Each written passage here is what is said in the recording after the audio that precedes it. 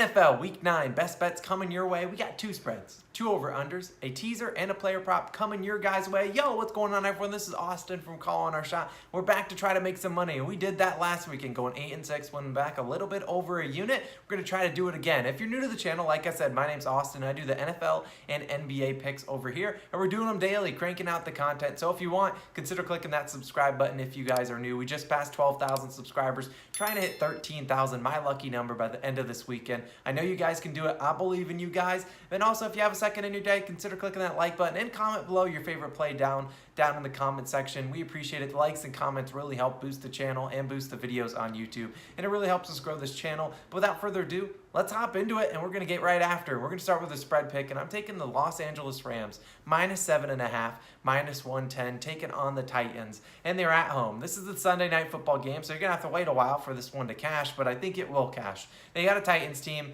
They're missing Derrick Henry, and that's the glaring hole here. Now, obviously, they have Jeremy McNichols now, obviously, and they have Adrian Peterson. Now, can those guys pick up the slack? Now, sure. Yes, they absolutely can, but they're not Derrick Henry, arguably the best running back in the NFL. And how Ryan Tannehill, their quarterback, thrives is off the play action. He's not normally your standard shotgun passing quarterback. He thrives off play action, and unfortunately, if you can't establish the run, you're not going to be able to really succeed on the play action. Ryan Tannehill not looked all that great this year, and obviously the Rams have one of the best defenses in the NFL, and they just said the rich get richer, and they had added Von Miller, who I think will be active this weekend. They got Jalen Ramsey to clamp up A.J. Brown, and A.J. Brown's really been the only receiver that's really been doing anything for the Titans this year. Julio Jones been constantly injured. The Rams, their offense on the other side, rocking and rolling. They got Cooper Kupp and Matthew Stafford's connection combining for a touchdown basically every week, and the Titans defense not looked all that great this season. If you think about it, the Titans, they've come up with 2 decisive wins. They beat the Bills and the Chiefs, and they come back and beat the Colts last weekend. But all 2 of those games were both at home, and the Colts and Carson Wentz really just imploded and sold that game. But their 2 big games that they won, the Chiefs versus the Bills, yeah, both those came at home. Today they're on the road. I'll take the Rams decisively, -7.5, and I'll lay the points. I think they get it done easily. Now moving on to another spread pick. Taking the Vikings. I'm taking them +6. They're taking on the Ravens. Now, I talked about this in the podcast. If you haven't checked out the podcast, it is live every Wednesday. It'll be linked in the description down below. And we always give up our upset picks. And I talked about this game. The Vikings are coming off an embarrassing loss to the Cowboys. The Cowboys are missing Dak Prescott, led by Cooper Rush. Everyone and their mother went and bet the Vikings spread. Yeah, they got hurt real good. That's Kirk Cousins in prime time. And yeah, they sold. They didn't look good. They lose by 3 points. You don't do that to a Cowboys team without their starting quarterback. But like I talked about on the podcast, this is the game the Vikings actually have a chance to win and potentially win this outright, or at least hang around in it. Now, understand that sounds crazy, but hear me out. They still have Dalvin Cook. Still have Justin Jefferson, Adam Thielen, and a bunch of good playmakers on defense. And they aren't a bad team, like the record might indicate. If they play bad today, then you can clip this. But they just play up and down to their competition. You look at earlier this season, they took on a Cardinals team that was undefeated until last week, and they really should have beaten the Cardinals. They missed a field goal at the end that would have won them the game, obviously losing by 1 point. But of their 4 losses this season, which they are 3-4, only one of those games has come by more than 6 points. And that was a 7-point loss to the Browns a couple weeks back. I think they keep this game close. You're thinking about a Ravens team that's coming off their bye week, could come out a little bit sluggish, and they just got spanked by the Bengals the week before, and the Bengals just lost to my New York Jets. Either way, I'm taking the Vikings, laying the points, +6. I think they got a good chance to cover this one and maybe squeak it out outright. And if you want to sprinkle on the money line, go for it. Now let's move on to some over-unders.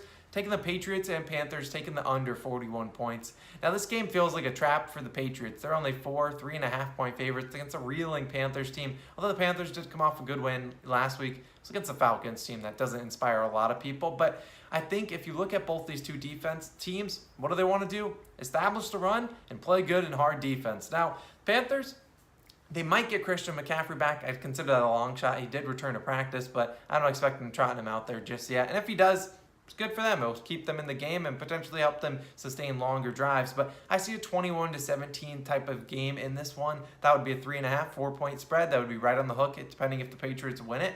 And it would cover the under. Both these teams have good defenses and great linebackers and cornerbacks. And it won't be easy to get the ground game going, which is exactly what both these 2 teams want to do to get their passing game set up. And I anticipate we seeing a super low-scoring game. I could see people going, rushing, and betting the over. They see 41 points. Like, This is a Patriots team that just scored 54 against the New York Jets and then 27 against the good Chargers defense. Yeah, I'm going to be taking the under in this AFC East versus NFC South showdown, and I'll lock it at under 41 points. It's low, but I think they go under in this one. And moving on to another over-under, we're taking a team total, taking the Buffalo Bills. Team total over 31.5 points, minus 105. If you can get this at 31 points, even better, but the Bills offense didn't look great last weekend. They played against what was a bad Dolphins defense, made them look really good, and they just didn't look all that great. They scored 26 points, and that was pretty impressive considering they didn't look good really the whole first half and up really the majority of the first 3 quarters of the football game.